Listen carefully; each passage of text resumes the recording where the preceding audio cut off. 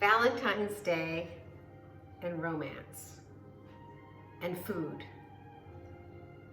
I don't think there's anything better than that.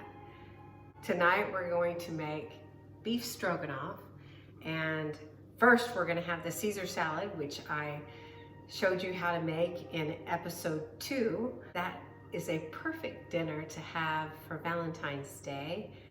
I'm celebrating Valentine's Day. I've got flowers, I've got candles, I've got strawberries. I'm feeling it. I'm definitely feeling Valentine's Day. I hope you do too with the recipe I show you tonight, and perhaps maybe you'll be feeling some love with the song I'm gonna sing you later. But right now, I've got so much work to do. I have mushrooms, filet mignon, and I have yellow onion. Now I'm cutting the mushrooms. Some people say don't wash mushrooms, and I totally don't agree with that because they have dirt on them, and I don't want dirt in my food. So I wash them, I dry them, and then that's how I get them ready. So we've got beef tenderloin and we've got chuck roast. You can choose which one you want to use. If you have 2.5 hours for your chuck roast to simmer and get tender, then use that by all means. It will be just as lovely. If you have a shorter time frame, use tenderloin. Whatever you want to do, whatever time you have, you're the boss of your kitchen. The song I'm going to do today is called You Take Me Up, and it's one I wrote with the founder of the Gap Band. Ronnie Wilson is a multi-platinum producer of many albums, including such hits like You Dropped the Bomb on Me and Oops Upside Your Head. He's a co-writer of the song Uptown Funk. We've written several songs together. We've recorded together in Las Vegas. The Gap Band is legendary. They've had multi-platinum records. I wrote the lyrics, wrote a lot of the melody, and I really hope you like it. It's reggae and it's lots of fun.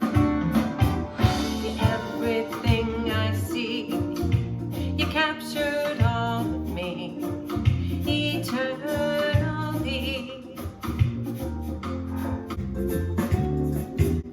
When I'm close to you, I know you feel it too. Yes, I do. When I'm in your arms, the nighttime seems to fly.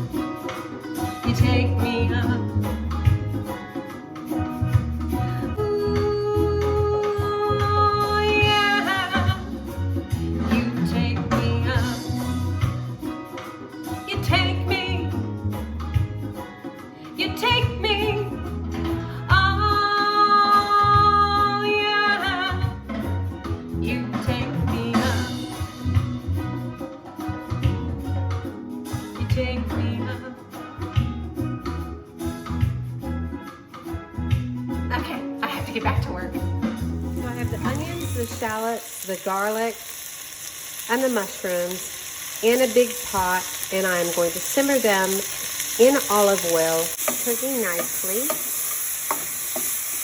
Once it gets tender, I'm going to take it out of the pot. I think I will add just a little bit more olive oil because I want more juice. And when I cook with olive oil, it is a different quality than what I use for my salads. I use a cheaper quality. Once I take the onions and the mushrooms and the shallots and everything out of the pot, there'll be some residue oil left. And that's what I'm going to sear the tenderloin in, and that I've cut. I mean, it's small. It's not necessarily, I mean, it's too big to take a bite of, but I think that's a good size. I have seasoned the tenderloin with pepper and garlic salt, and that's all I've done. You can also use seasoned salt. Either one is fine. I never touch the vegetables with hands that have raw meat in them. Oh, I should use my love bug. Got it for the Valentine's Day special. Now, the original recipe, that's not keto, would have you dust it with flour. I don't do that because that's not on the keto diet. I put them in a pot to just set them on the side. I put some more olive oil in the pot. And so now I'm gonna put my seasoned beef, whether it be chuck roast or whether it be tenderloin, in the pan to sear. Tenderloin has to be cooked to a medium rare, really more like a rare, and so you kind of have to move quickly. You have to turn it on each side to make sure it's seared on all sides, and you have to time it perfectly. I'm turning over all the pieces so that they're getting cooked on all sides, and it's just gonna be browned, and then I'm gonna take it out and let it rest. Here is the meat, and it's done. And so I've added 3 cups of chicken broth, and I have put the temperature up to medium to let it get hot. Let it cook down. You can add, at this point, you can add a little bit of wine. If you're doing the chuck roast, add about half a cup of wine with it. And you can do the same thing if you're making the tenderloin. Add just about a half a cup of wine, and it'll provide a nice flavoring. I have my Caesar salad prepared. I've got my sauce prepared for my beef stroganoff, and all I'm waiting to do is add the meat there. And I've got water boiling for my broccoli that I will serve on the side. All of these things that I'm serving tonight are keto friendly. You can wake up tomorrow and not feel guilty for having a fabulous dinner with your Valentine. You'll be feeling good, yeah.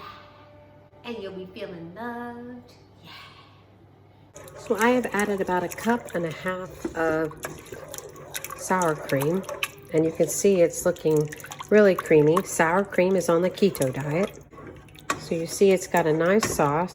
I would add a little fresh parsley to. Parsley is a really nice herb because it doesn't have much flavor, but it provides color. I just now added some fresh ground pepper and a little bit of salt because I tasted it and I thought it needed a little bit more oomph. The candles are lit, getting ready for a little romance. It would really support my channel if you would click like and subscribe, and then every time I post a video of my keto recipes, then you'll know.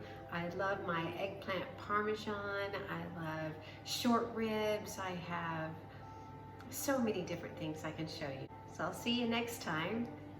Thank you for tuning in to the Singing Keto Friendly Chef. Happy Valentine's Day. You take me out.